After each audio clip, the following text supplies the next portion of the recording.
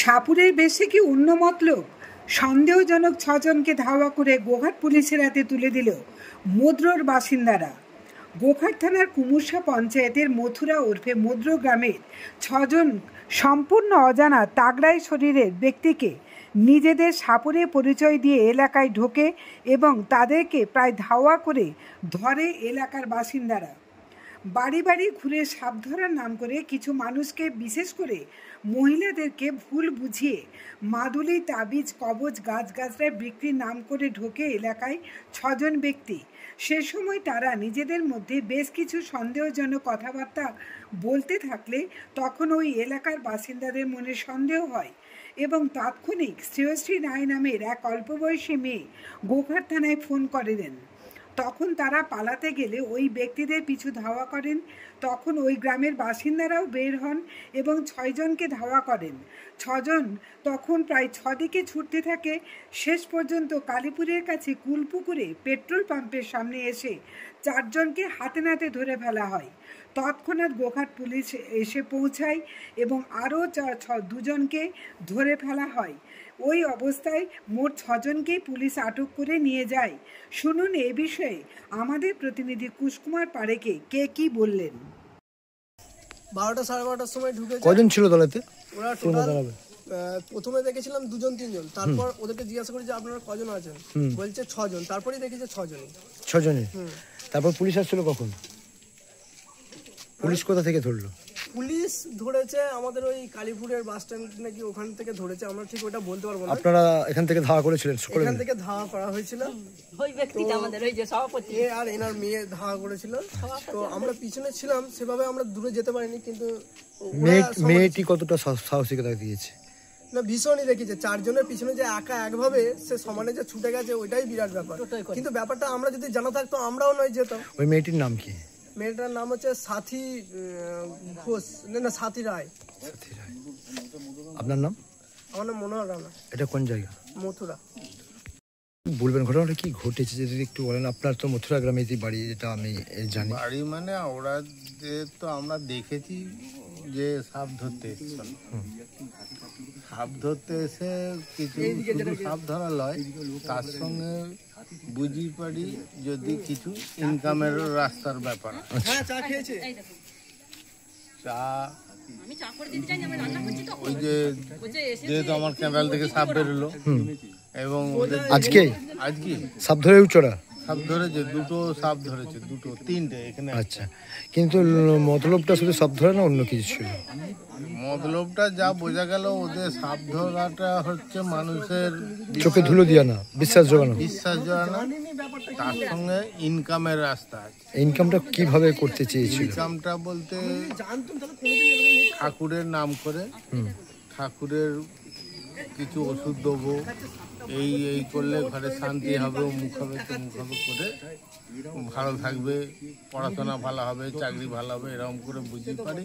কিছু ইনকামের, শুধু ইনকামটাই না আরো কিছু অন্য মতলব, যেটা অনেকেই বলছে যে এরকম ডাকাতি করতে একটা শখ ছিল, এরকম একটা। সেটা বুঝতে পারিনি।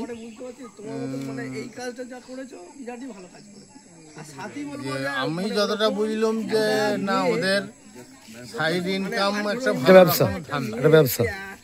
আর সাপ ধরাটা ওটাও মানুষের বিশ্বাস জয় করা। আচ্ছা, আপনার কি নাম? আমার নাম শ্রীকান্ত রানা। বাড়ি মথুরাতেই?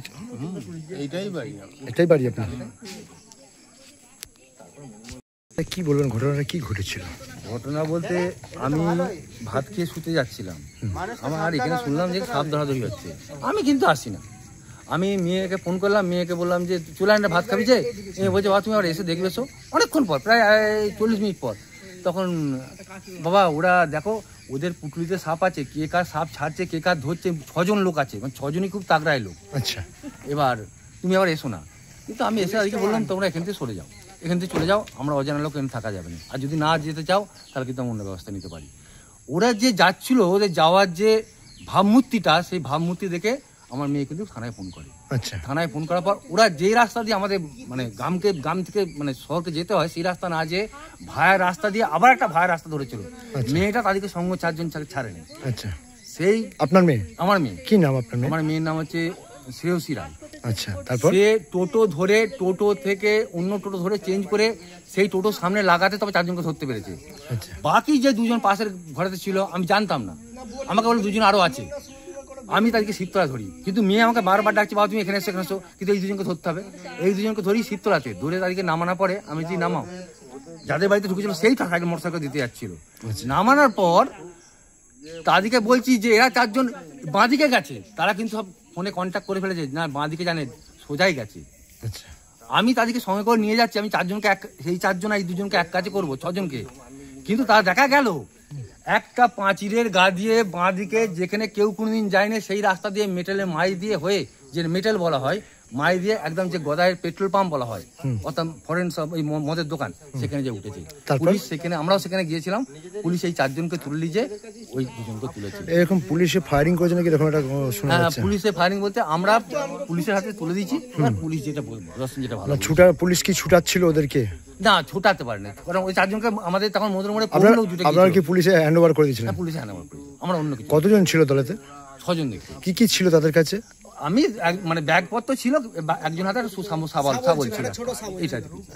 কি নাম জানা গেছে নাকি? কোথায় নাম বলতে একদম অজানা লোক, একদম অজানা। একদম আমি বাইরে ঘুরি, আমি ওদেরকে জীবনে কোনদিন দেখি। ঘটনাটা কখন ঘটেছে? ঘটনাটা ঘটেছে 2-2:30 বাজে, 2 থেকে 2:30টার মধ্যে। আপনার নাম? 12টার সময় এসেছিল। ওরা বলছে 12টার সময় এসেছিল। আমি কটা বাড়িতে ঢুকেছিল? হ্যাঁ, বাড়িতে এখানে ঢুকেছিল, আমি কটা বাড়িতে ঢুকেছে বলতাম না, আমি এই জায়গাটা আমি যে দাঁড়িয়ে আছি এই জায়গাটা আমি তাকে দিয়ে দেখেছি। আচ্ছা, আপনার নাম? আমার নাম অপরেশ রায়, এটা মথুরা গ্রাম, আমি তৃণমূলের বুথ সভাপতি। জ্যোতিষ জগতে অদ্বিতীয় ডক্টর অঞ্জন শাস্ত্রী, আপনার উজ্জ্বল ভবিষ্যতের একমাত্র দিশারি। Call for booking 7477886099 or log in www.anjanshastri.com। Download করুন আমাদের exclusive mobile app Astro Anjan.